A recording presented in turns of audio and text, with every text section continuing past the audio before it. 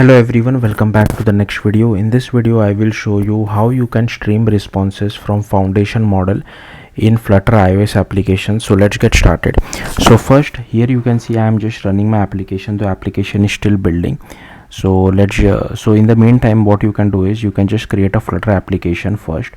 Okay, then once you have created a Flutter application, just go to lib, go to main.dart, and here I have written some native code because there is no third-party library available at the time of me recording this video. So here I have imported Dart async. Here is our Flutter material as well as Flutter services. Now this is boilerplate code which is present by default. Then here I have just refactored my home page widget. So it is a stateful widget. Here I have created a method channel called foundation platform. Then here I have data which is empty, error which is empty as well. Then here we have this event channel. So basically we want to stream a response from native iOS side to Flutter side, right? That's why.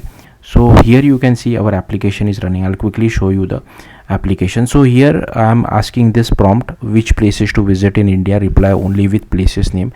And if I click on run prompt, so hopefully after a few seconds it should give me a response in form of streaming. Also at that time I am running this on simulator, but you need to update to macOS Tahoe. So here you can see the response is getting streamed. In case if there is any error, I am displaying inside this error label, but there is no error as such. Like I was saying, if you want to run this on simulator, you will have to update to macOS Tahoe and Xcode 26. If you have a real device with Apple Intelligence available, then you just need to update it to Xcode 26. So that is the minimum requirement. Okay, so now let's come back to our code again. Okay, my laptop keeps getting hanged, I don't know why.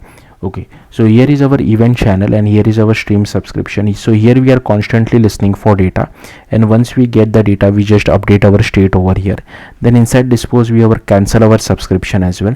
Then inside the build method we have this safe area as well as column, and here we have a text button, and on click of the text button, I don't know why this commit comes like this way. So the actual code is like this, but as soon as I save it, here you can see it goes on the next line. I don't know, some problem with the Flutter plugin I guess for VS Code. Anyways, but the code is valid. So here we just do foundation channel dot invoke method. Here we call this run prompt method, and this is the prompt, like you can pass it whatever you feel like. And in case if there is any error, we just print it over here. And so this is for displaying the data and this is for displaying the error data. Okay, then you just need to go to iOS, go to runner, and go to app delegate.swift. Sorry, okay, so before that what you can do is just go to your Flutter application, go to iOS and double click on this .exe workspace to open it inside Xcode. So we need to create one file first called places. So do not create this from VS Code because you will definitely land up in an error. So it's better you create it from Xcode only, because when we create a new file from VS Code, the file is not added to target membership, but from Xcode it is automatically added. So all you need to do is just right click new empty file and give it name as places. Okay, next we can go to VS Code for all the code, or if you want you can just use Xcode as well. Other thing which you need to do is you need to go to runner, go to general, and here you need to update the minimum deployment to iOS 26. So that is important as well. Now let's come back to VS Code. So first go to app delegate.swift, and here you have to import foundation model first, and here I have extended Flutter stream handler as well. Here is our language model session, here is our system language model.default as well, and here is our Flutter event sync as well. Then here this code is present by default, and you should also see this particular line of code. So in between these two lines I have just created first getting hold of our root view controller. Then here is our Flutter event channel called name data, and here we just set the stream as well. Here we define our Flutter method channel of foundation platform. Then we just do foundation channel dot set method call handler, and if the call dot method is equal to run prompt, then we just check the availability. If it is available, then we get the prompt which you send from Flutter side. Then we create a task, then we do session dot stream response, pass our prompt to it, and here we pass this places dot self. We'll come back to this file in a bit. And here we just check whether the event sync is set properly or not, and once it is set properly we just send the data back to Flutter side over here. Okay, and finally we set result as empty because there is no error as such. In case if there is any error, we set this particular error.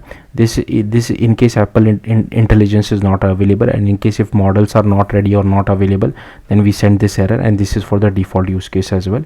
Then here we need to override on listen as well as on channel as on cancel as well to set the event sync as well. So that's what we are doing over here. Then you need to go to places.swift over here, and here we import foundation as well as foundation model.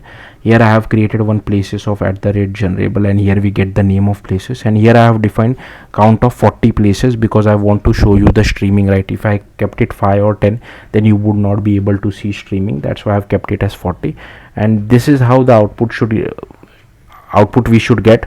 So that's why names array of string, so that's why we are passing it over here. In case if you are not interested in this, where did it go? So yeah, here you can just remove this along with this particular comma.